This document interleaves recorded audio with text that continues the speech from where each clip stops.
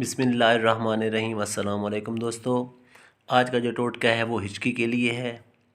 उसके लिए आपको एक काली मिर्च की ज़रूरत है और एक सुई की ज़रूरत है। आपने सुई को काली मिर्च में चिबो लेना है ताकि काली मिर्च को पकड़ने में बहुत ही आसानी रहे।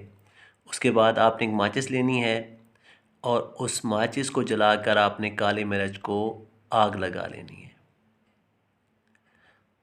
आग जब मुकम्मल तौर पर काली मिर्च को लग जाएगी